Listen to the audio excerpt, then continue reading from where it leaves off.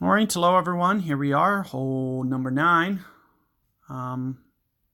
So last time I went Kingmaker, there are alternatives. You know, you can go Berserker, you can go Titan. Titan's actually going to help us get the ball a little bit farther. I might just try this one just a little bit different, see if I can't. I got you guys B52 last time, and I got you to where you could start to get it dialed in. My shot wasn't the greatest, but at least it showed you a starting point that you could essentially make modifications. I'm going to see if I can't just get this down here a little bit farther and try to get this a little bit more easily into maybe thorn range is what I'm going to attempt to do. Now, it's a very tough thing to do because you almost have to be very exacting coming through here. It's a very small window, so don't necessarily think that this is, the shot you should be doing, for instance, because it is very, very challenging to do. You have to be perfect.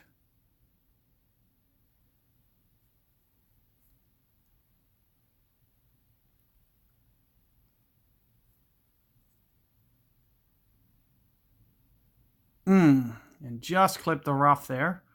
So that just clipping the rough, is enough to keep it a little bit shorter, but that's the line that you want. But it's very hard to do. A great ball to the right, for instance, can be enough, or a great ball to the left is enough to kind of cost you this hole, especially when you try to play it aggressive like this. So here you can see I'm going to be aimed down into the sand here and just try to curl it back.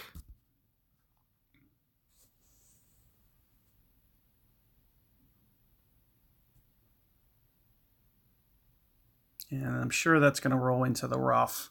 I may just stick with this. We'll play the rough adjustment so that way you get both.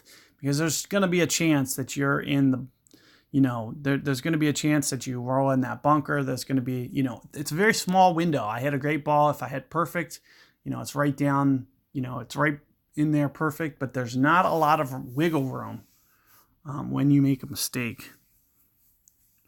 So another thing that you have to be thinking about is you're always kind of shooting down to a lower target. So the wind tends to kind of overplay when you set up with the bullseye on this low fairway here. Because you're actually up on a higher fairway and hitting down to a lower one. So because of that, you typically need just a little bit extra adjustment.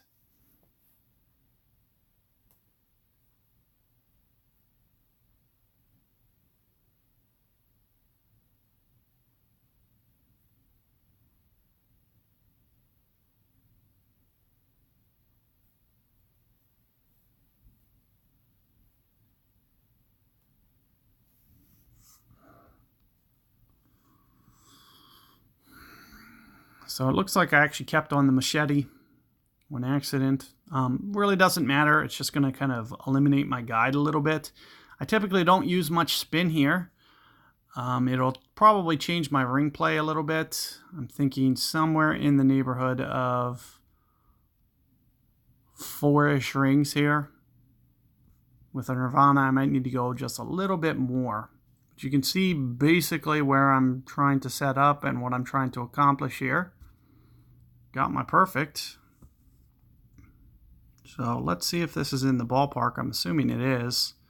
And sure enough, just off the edge, you can see you really don't need to touch the spin. I didn't use any spin. It just has, naturally had good momentum up that hill.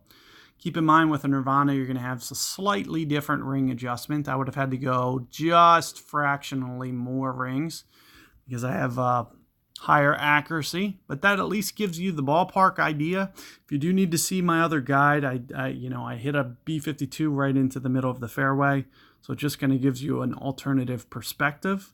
Good luck with your rounds, guys. Let me know how it goes, and be on the lookout for future guides to come. Take care, guys.